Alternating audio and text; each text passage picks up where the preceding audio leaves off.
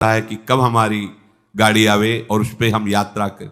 बस ऐसा ही कुछ स्टेशन जैसा विश्राम है, कब मृत्यु आवे, शरीर छूटे, हम प्रिया प्रीतम को प्राप्त हो। ये न मेरा था, न मेरा है, न मेरा रहेगा। ये न मेरा था, न मेरा है, न मेरा रहेगा। गृहस्थ हो तो पवित्र वस्त्र पहने, और त्यागी हो तो जैसे मिल जाए भगवत कृपा से वैसे वस्त्र पहने। प्रारब्ध के अनुसार तुम्हें जैसी व्यवस्था मिली उसमें संतोष करना सीखो, मांग मत रखो। प्रभु की प्राप्ति के लिए खास बात ध्यान रखनी है, अपनी उपासना में दृढ़ श्रद्धा रखो और सर्वश्रेष्ठ भाव रखो, पर दूसरे किसी की भी निंदा ना करो। अगर किसी की भी निंदा करोगे तो फिर माया तुम्हें मुक्त होने नहीं देगी। मन को, वाणी को, शरीर को संयम में रखो, अर्थात भगवत भजन, भगवत वार्ता और मौन। मन का संकल्प विकल्प रहित होना, विषयों का चिंतन न करना, प्रभु के रूप का, नाम का, धाम का, लीलाओं का चिंतन करना। शरीर का शास्त्र संयम से वर्ताव करना। अब माया मुक्त होते चले जाओगे। इनमें किसी में भी त्रुटि ना हो, सावधानी रखो। अपनी इंद्रियों को सावधान रखो, किसी के दोष न देखने पावे। कोई गलत चेष्टा देखेंगे तो ये भी गलत करने के लिए तैयार हो जाएंगी।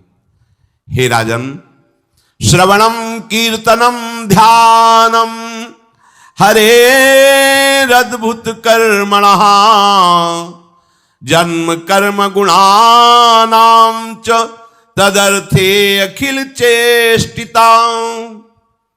श्री भगवान के बड़े अवतार हुए हैं, बड़ी अद्भुत अद्भुत लीलाएं हैं।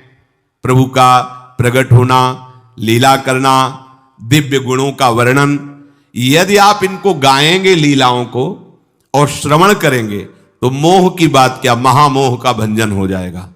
बड़ी सामर्थ्य है भगवान के चरित्रों की, महिमा बड़ी है। अगर इनको आप सुनेंगे, बार बार सुनेंगे, तो आपको और कोई साधन करने नहीं पड़ेंगे, अपने आप सब साधन प्रकाशित हो जाएंगे। जहां कहीं कभी भी किसी का उद्धार की बात आई है तो भगवत चरित्र सुनने से ही आई है। शरणागति श्रवण से ही प्रारंभ होती है, भक्ति भी श्रवण से ही प्रारंभ होती है, पूर्णता भी श्रवण से ही होती है। श्रवण सुजस सुनी आयऊ, और श्रवणम कीर्तनम स्मरणम। पहला श्रवण, खूब भगवत चर्चा सुनने का स्वभाव बना लेना चाहिए। पर देखा जाता है कि 20 वर्ष भगवत चर्चा सुनने पर रंग नहीं आता, क्योंकि ये तो बना लिया स्वभाव कि जहां भी कथा हो रही सुन रहे, और बाद में निकले तो बख्शते वो किसी को नहीं, सबकी निंदा करते। बस किसी एक की प्रशंसा, एक की निंदा, तुम्हारा सारा का सारा सत्संग बेकार हो गया।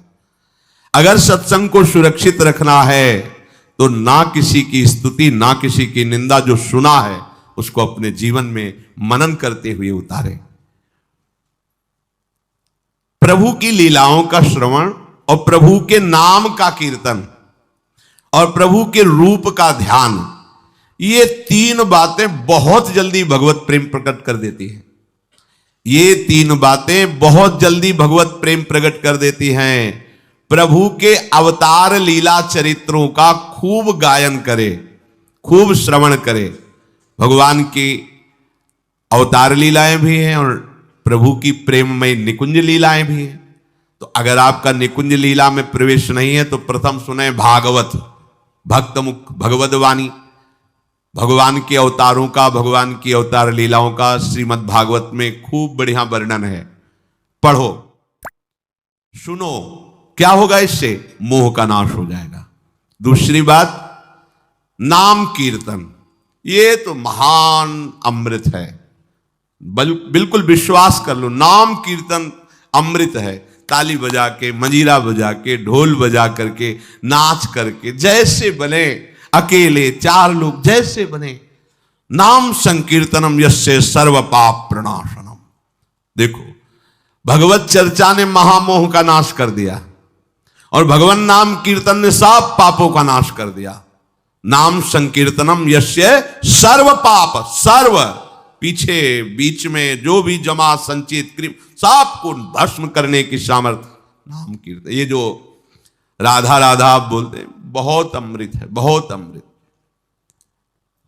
और प्रभु के रूप का ध्यान, ये तीन बातें बहुत जल्दी माया मुक्त कर देंगे, आपको भगवत प्राप्ति करा देंगे। प्रभु के रूप के ध्यान के लिए ही दिव्य श्यामा श्याम ने बिहारी जी का रूप धारण किया। ये किसी मूर्तिकार की रचना नहीं है। श्री राधा रमण जी सरकार, राधा वल्लभ लाल जी महाराज, श्री बांके बिहारी लाल जी महाराज, ये साक्षात प्रगट ठाकुर हैं। प्रिया प्रीतम हमारी दृष्टि में सामर्थ्य नहीं कि देख सके, वो तो हरिवंश नेत्रों से देखे जाते हैं। निकष कुंज ठाड़े भये भुजा परस्पर अंश, श्री राधा वल्लभ मुख कमल निरख नयन हरिवंश। हरिवंश नेत्र प्रकट हो जाएंगे, आश्रित जन हो चिंता की बात नहीं। पर ये जो रूप प्रकट है, इसके ध्यान में तो तुम्हें कोई श्रम नहीं करना। बिहारी जी महाराज, राधा वल्लभ जी महाराज, राधा रमण जी महाराज, भर नेत्र देखो और अपने नेत्र के कैमरा से खींच लो फोटो। अब आप फिर इधर देखो, उधर वैसे ही खड़े नजर आ रहे, वैसे मुस्कुराते हुए दिखाई दे हर समय। और ये आदेश कर रहे हैं हरिवंश महाप्रभु, सब सोहित निष्काम मति, श्री वृंदावन विश्राम, श्री राधा वल्लभ लाल को हृदय ध्यान मुख नाम। राधा वल्लभ लाल का ध्यान करो और राधा वल्लभ श्री हरिवंश बोलो तो तुम्हारी मति निष्काम हो जाएगी, तुम्हें अखंड वृंदावन वास मिल जाएगा। प्यारे जी तुम्हें प्यारे लगने लगेंगे। ये तीन बातें आपको निश्चित भगवत प्राप्ति करा देंगे। इष्टम दत्तम तपोजप्तम व्रतम यच्चात्मनः प्रियम, दारान श्रुतान गृहान प्राणान यत् परस्मै निवेदनम। जो भी तुम्हारे द्वारा यज्ञ दान तप अथवा जप सदाचार, ये सब प्रभु को अर्पित कर दो, अविनाशी हो जाएगा। प्रभु को अर्पित कर दो जो भी तुम्हारे द्वारा होता है। हे प्रियालाल, आपकी प्रसन्नता के लिए। फिर दोबारा कह रहे हैं, स्त्री पुत्र घर जीवन और अपने प्राणों का मोह त्याग करके, प्राणों का मोह त्याग कर। यहां पूरा समाज वैसे ही सब बैठा है हृदय में। देखो, जिस मार्ग में चलना उसे समझो। अंदर से केवल प्रिया प्रीतम में ही हमारी अहमता ममता होनी चाहिए। प्रभु सच्चिदानंद श्री कृष्ण चंद्र जी को अपना प्राण प्रीतम मानने के लिए ये जितनी जगह आप अपनापन किए हैं समेटना पड़ेगा। सबकी ममता ताग बटोरी, मम पद मनहि बांध बरडोरी। लाडली लाल के लाडले तो कोई बिरले दिखाई देते हैं, प्रिया प्रीतम के जन तो कोई बिरले दिखाई देते हैं। नहीं धन बल, परिवार बल, बुद्धि बल, वही घसर करके चले जाते हैं। अरे यहां तप बल भी काम नहीं करता, और बल तो जाने दो। यहां हारे को हरे नाम, हार गए, गले पड़ गए। गले पड़ जाओ, बढ़िया, इसी जन्म में कल्याण हो जाएगा। गले पड़ जाने का मतलब, जैसे कोई गले पड़ रहा हो तो उसका मतलब समझते हो, मारो पीटो गाली दो भगाओ, नहीं भागे, वो गले पड़ गए। बोले आप क्या करें, गले ही पड़ गए, आप क्या करें। ऐसे पूज्य श्री स्वामी राम सुखदास जी महाराज कहते, श्री कृष्ण के गले पड़ जाओ भैया, इसी जन्म में तुम्हारा कल्याण हो। भगवान के गले पड़ जाओ। गले आप तो जैसे भी अब आपके हैं, अब तो हम खूब अल्लाह मचा कहेंगे कि राधा वल्लभ लाल के हैं, तुम्हें अपनी इज्जत बचा लियो तो सुधार लो हमें, समझ गए। ये गले पड़ला, हाउ कहावत, लंबा तिलक लगाएंगे और जय राधा वल्लभ लाल की बोलेंगे। और आपके लायक तो हम हैं नहीं। अब आपको अपने लायक बनाना कि आपका दास कैसा होता है, तो आपको बनाने के लिए कोई मशीन की जरूरत नहीं, आप ऐसे बना दोगे, बना देना।